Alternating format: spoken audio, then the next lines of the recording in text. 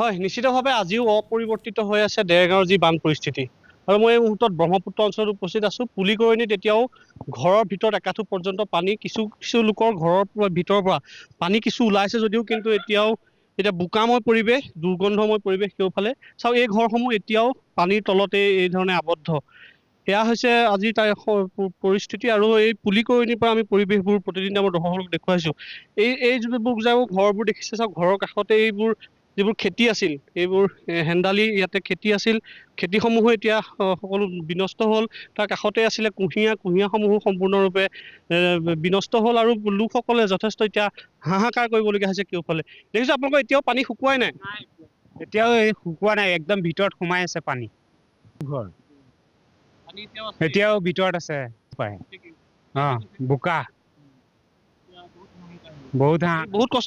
বহুত কষ্ট হৈছে, উপায় নাই। আজি গৰু উঠাই দিছোগে আৰু গৰু ৰাখিবলৈ জেগা নাইকিয়া হৈ গৈছে।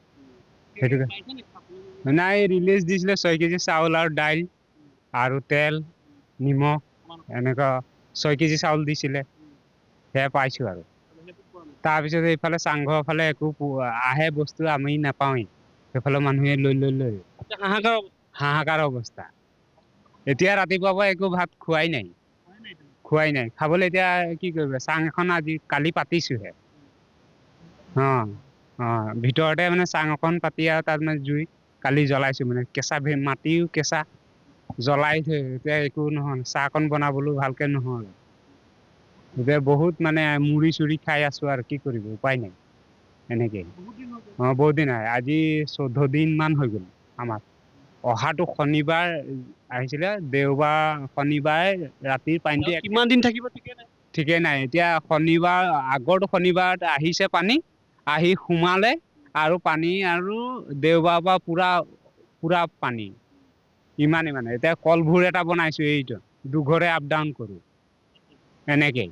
চাওক, এয়া হৈছে লোকৰ হাহাকাৰ। আৰু আমি কিছু পৰিৱেশবোৰ দেখুৱাম যথেষ্ট পানীৰ মাজত।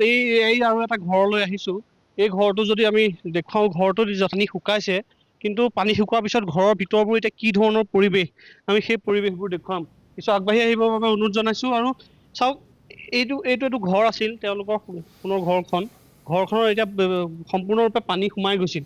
পানী সোমোৱাৰ পিছত এতিয়া দৰ্জাখনো খোল নাখায়।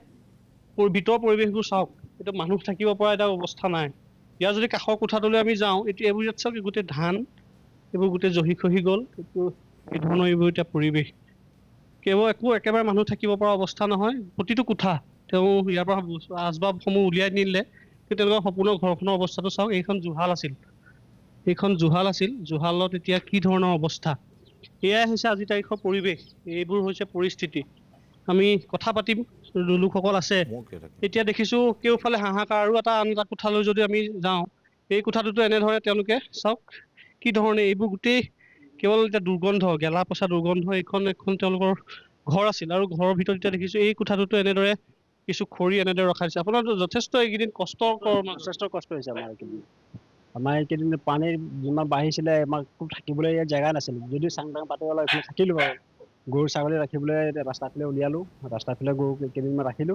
অকণ কমিছে, সেইকাৰণে গৰুবিলাক শুদ্ধ কৰিব পৰা গৈছে। কিন্তু মানুহবিলাকৰ আৰু যেন তেনে কষ্ট কৰি থাকিব পৰা হৈছে। গৰুবিলাকৰহে বেছি কষ্ট হৈছে। আমাৰ ৰিলিফত যিটো চৰকাৰৰ ফালৰ পৰা চাউল দালি এবাৰহে দিলে, আৰু গৰু দানা এবাৰেই দিলে, আৰু ঘূৰাই এতিয়ালৈকে নাই খবৰ। তাৰপিছত আমাৰ এইফালে যিটো ঘৰৰ নিজে আৰু সুবিধা কৰিছে, কলগছ কাটিছে, গৰু দানা খুৱাইছে, খেৰ খুৱাইছে, এইবিলাকে কৰি গৰু ৰাখি আছে। মানুহ কষ্টৰ মাজতে আছে। ল'ৰা ছোৱালীৰ লগতে গৰু ছাগলীৰ লগত কষ্ট, আৰু ল'ৰা ছোৱালী এতিয়া পঢ়া শুনাটো একেবাৰে বঞ্চিত হ'ল। গোটেই চাৰিওফালে পানী হ'ল। কাইলৈৰ পৰা স্কুল খুলিব, এতিয়া স্কুললৈ যাব, এতিয়াতো আমাৰ ৰাস্তাই নাই এইফালে। আমাৰ এইফালে বঞ্চিতই হ'ল ল'ৰা ছোৱালী। গোটেই চাৰিওফালে আমাৰ হাহাকাৰ এইফালে। আৰু সেয়াই বানাক্ৰান্তৰ দুৰ্দশা। আৰু তেনেদৰেই এতিয়া দেৰগাঁৱৰ কেইবাটাও অঞ্চল, পূব ব্ৰহ্মপুত্ৰ, মধ্য ব্ৰহ্মপুত্ৰ, আহতগুৰিকে আদি কৰি কেইবাটাও অঞ্চলত বানাক্ৰান্তই দিন অতিবাহিত কৰিবলগীয়া হৈছে। কিন্তু জনপ্ৰতিনিধি বা প্ৰশাসনৰ যি ধৰণেৰে তেওঁলোকে সহায় সহযোগিতা পাব লাগিছিল, তেনেধৰণেৰে লাভ কৰা নাই। এই মুহূৰ্তত মৃদুস্মন্ত বৰুৱাক আমি পুনৰবাৰ ধন্যবাদ জ্ঞাপন কৰিছোঁ।